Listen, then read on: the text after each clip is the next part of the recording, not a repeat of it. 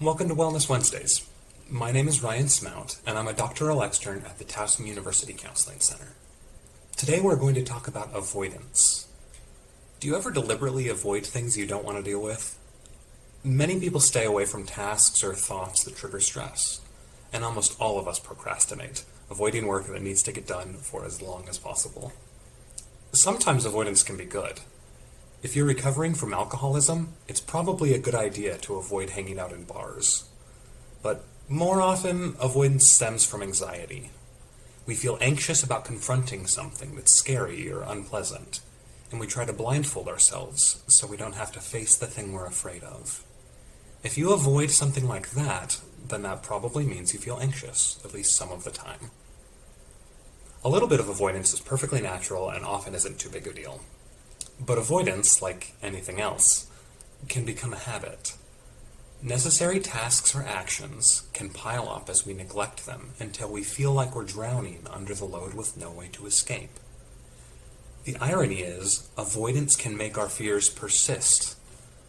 In one classic experiment, researchers trained dogs to fear a certain light by pairing it with an aversive stimulus. Some dogs were given a chance to escape, avoiding the light, while others were not.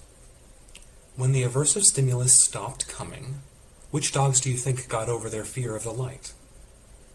The dogs who couldn't avoid the thing they feared quickly learned that the light was no longer dangerous, but the other dogs never learned.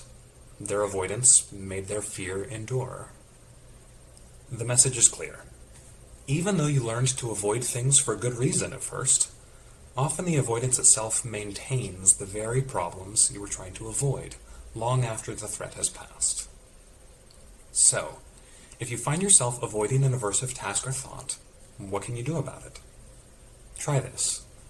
Instead of leaning away from the thing that you're avoiding, try leaning into it. Say you're procrastinating. Try to view your project or assignment as a challenge rather than a threat. Remember that avoiding it will only make you fear the thing more, but passing through it may very well result in you fearing such things less down the road, till they aren't a big deal at all. Facing your fear will feel uncomfortable for a moment, but it will increase your comfort in the long run. Need help figuring out specifics? Feel stuck, like you can't stop avoiding something? Schedule a same-day appointment at the Counseling Center today, and we can help you figure out how to best move forward.